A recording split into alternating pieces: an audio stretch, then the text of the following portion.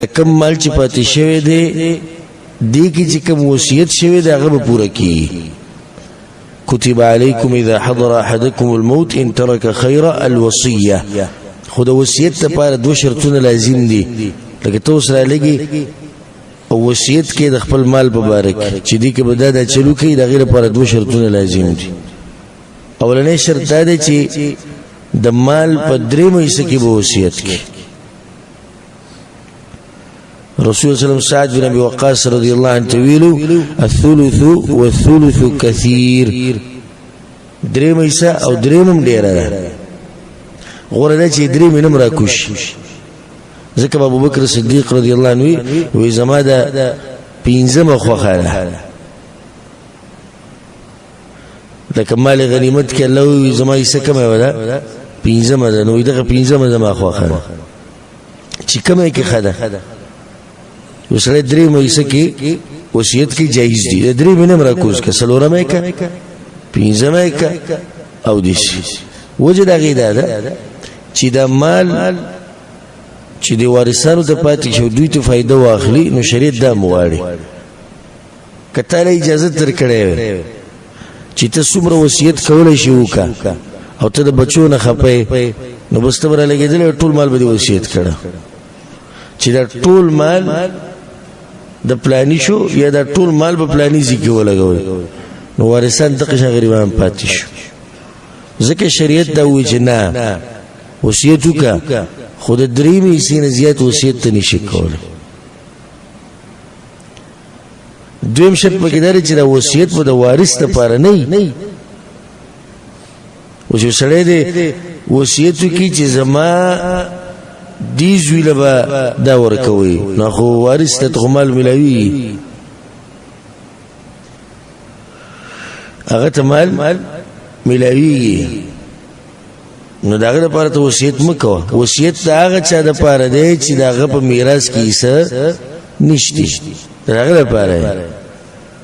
لکه ته وصیت وکړو چې زمونږ غماما خسړې دی هغه له وبکی دومره روپۍ ورکړي هغه پلانې خپل جغلري دا هغه ته حصہ نه ملاوي. خپلانې گاونډي هغه پلانې یتیم هغه پلانې کونډه هغه پلانې او دې شبيات کې خود دوی په دې میراث کې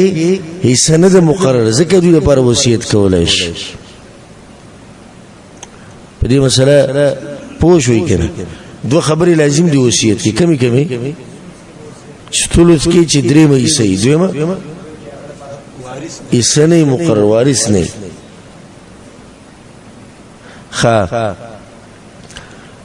کته دا غواړي چې زه وصیت د درې مېسې نه زیات کومه لکه یو سړی زه غواړم چې په نیمه کې وصیت وکړم چې زما نیم مال نو دا جایز دی په دوه حالاتو کې. اولنې چې دا وارثان د دې اجازه ورکړي لکه اوس یو سړی دی هغه وصیت کوي د نیم مال زامنو ته وي زه ګوره داسې وصیت کوم ستاسو څه خیال لاغوي صحیح ده وکړي نو دا اوس د وارثانو حق دی او هغوی په خپله د خپل حق نه غلی شو او زه صحیح ده وکړي نو چې هغوی د خپل حق نه غلی شو نو ته بیا کولی شي. دویم حالات چې په کې وصیت د درې مېسې نه زیات کېدی شي چې د سره وارث نه اوس یو سړی دی هیڅوک نشته دغه د وصیت ډېر کور ځکه چې هلته وصیت چې په دې ثلث پورې مونږ وایي چې لازم دی د هغې وجه دا ده چې هلته شاته وارثان دي خو چې وارث نه تاسو ته ویښې کو دی چې وارث نه نو بیا کولی شي بیا خو هغه یره نشته کنه نو دا درېمه خبره ده چې د مړي په مال کې به هغه وصیت پوره کولی کېږي. دا کوم آیت چې موږ سره راځي په قرآن کې اوس په هغې کې دا دي چې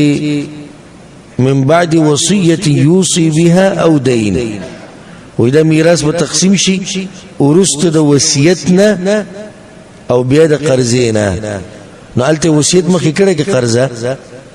الته وصیت مخکې کړي حالانکه مونږ چې کوم ترتیب خو مونږ قرضه مخکې ده وشلوي څنګه حدیث کې دي چې راغلي چې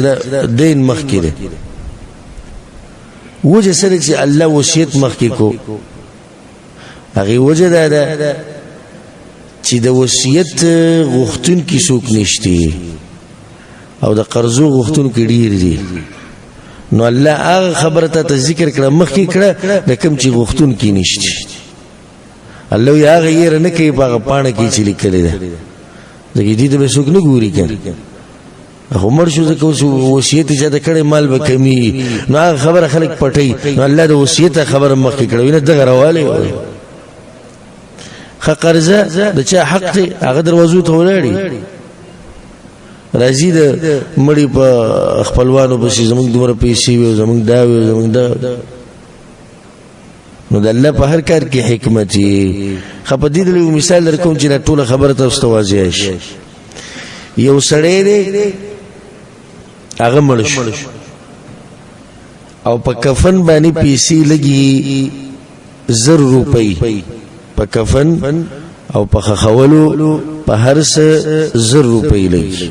او په د باندې چې کوم قرض دی هغه 1000 روپۍ دی حق د یو ملګری دی یو انسان او حق د الله یعنی یو کفاره په پاتې ده 1000 روپۍ د غم او د یو خپلوان د پاره وصیت کړی چې 1000 روپۍ وګي پلاني لورک او د سره ټوټل 1000 روپۍ دي دې شاته پر خو دي 1000 روپۍ او دې مړ شو نو سبا کی یعنی ټول پیسې په کفن کې ولګي او باقی چې پاتې نشو خبره ختمه شو تاسو دې کې مغلی شو چې باقی د اسمان نوري برولېږي یو باقی به د قرضې ختمي کې او په نورو باقی باندې بیا وصیت پوره کوي چې نشته دا مثال مدیر پر در کړو چې څه شی به مخکې کې روپۍ خو زر دي کارونه ډیر دي خدای باندې سي مثال یو سړی دی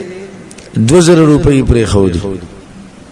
نو موږ باول دا کارو چې 1000 روپۍ د کفن دفن دویم 1000 روپۍ بروالو پس کې به ورګو حالت قرض دو قسمه ده نمونږ به د غملګری هغه قرضه هغه مخکې کړو ا کفاره به پریدو د قسم خورلو دغه کفاره به پاتې و اب پریدو حقوق الله پرون موږ مسله ذکر کړو چې الله حق لیټ کې دی شي بس دا کی خبر ختم شو باقی څه شو پاتې 3000 روپۍ دی وسره نو اوس بدغه چې کوم دی انسان د حق د ورکو او د الله حق به ورکو 3000 روپۍ دی وسره وصیت به پوره کو وسره وارثانو ته وسوي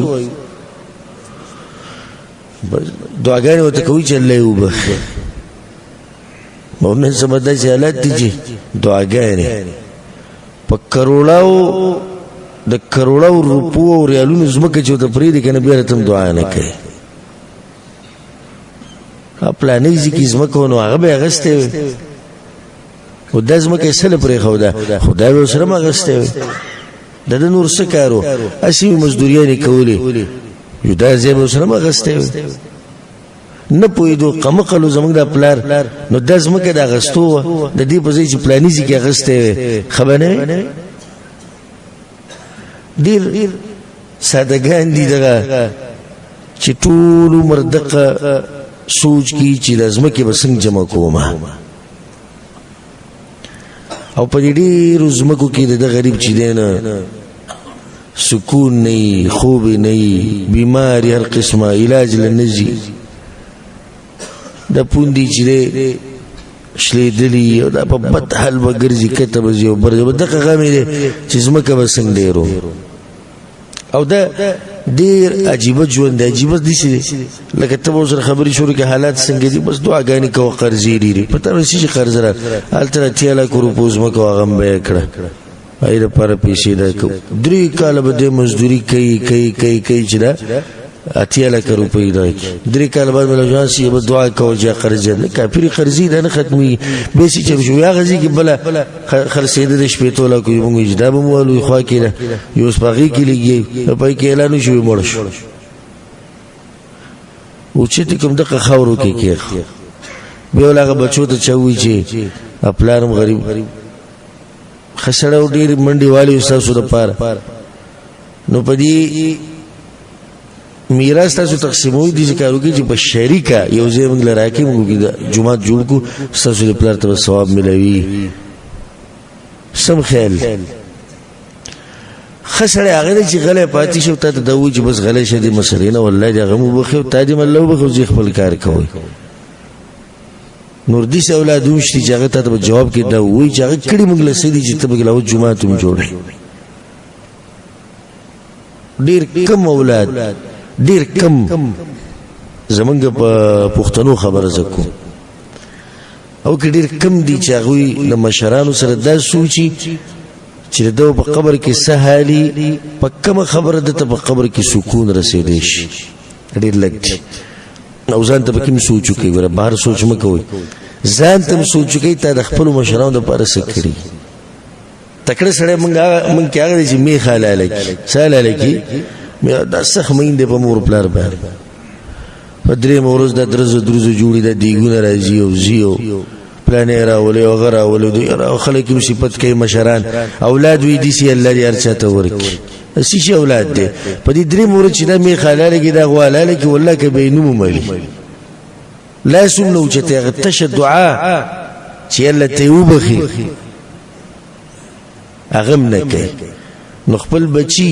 نیک عمله او دیندار